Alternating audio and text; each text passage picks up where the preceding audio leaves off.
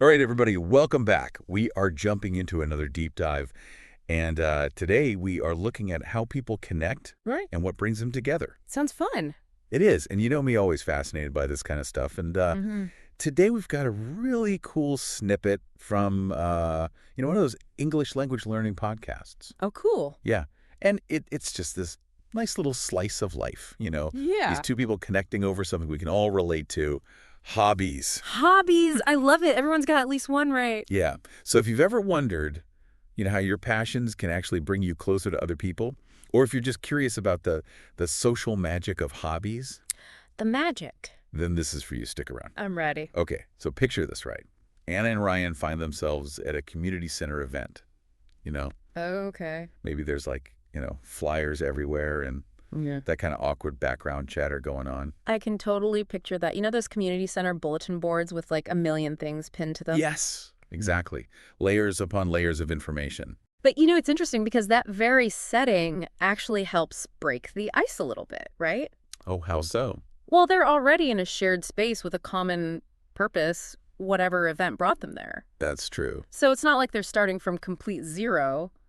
They have something to talk about right off the bat. Right. Just being there is a conversation starter in itself. Exactly. It takes the pressure off a little. So I'm guessing Anna senses this and she goes for the classic icebreaker. The classic. Do you have any hobbies? Boom. Simple but effective, right? It is. And I love how open-ended the question is. Mm. It's not a yes or no. It invites Ryan to share something about himself. Yeah, and it opens up so many possibilities for follow-up questions, depending on what he says. It's like a doorway to a whole conversation. Exactly. Okay, so what treasures does Ryan reveal? He says he's into painting, hiking, photography, and cooking. Wow, that's quite a range. Right. And that variety really struck me. It's like we're getting a glimpse into this multifaceted person right away.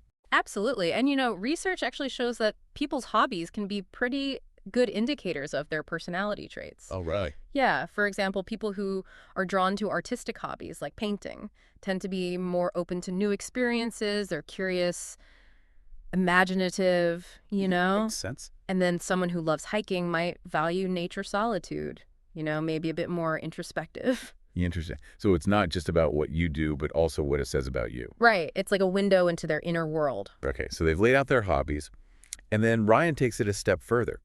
He starts talking about how a sunrise hike inspired one of his paintings. Ah, now he's sharing a personal experience connecting his hobby to a specific moment. And a beautiful one at that. Yeah, it's like he's giving Anna a glimpse into his creative process, the things that move him. That definitely adds a layer of depth to the conversation. Definitely. Vulnerability like that is powerful. It builds trust and intimacy. Absolutely. And not to be outdone, Anna jumps in with her own story about capturing this stunning sunset in a bustling market. I love that detail, the bustling market. Me too. It's like you can almost feel the energy in the chaos. Yeah, and the way she describes the golden light transforming the scene, it's so vivid. It's like she's painting a picture with her words. Exactly. Sharing those sensory details, it creates a shared experience, even if the listener wasn't there themselves. So at this point, they're clearly vibing, right? Mhm.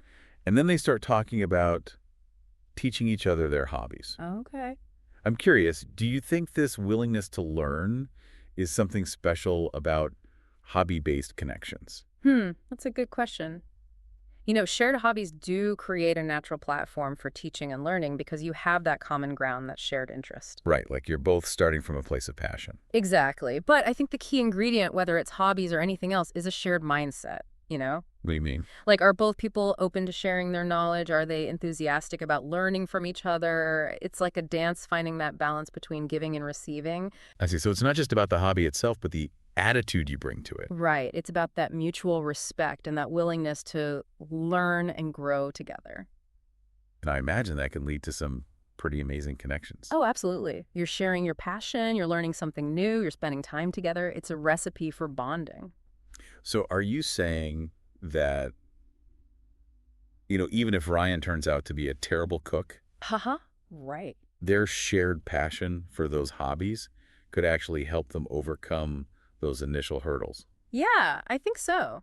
It's like any relationship, those shared interests are a fantastic starting point, but maintaining that connection takes effort and a willingness to adapt. That's a good point. It's not always going to be smooth sailing. No, but those challenges can also be opportunities to learn and grow both individually and as a pair.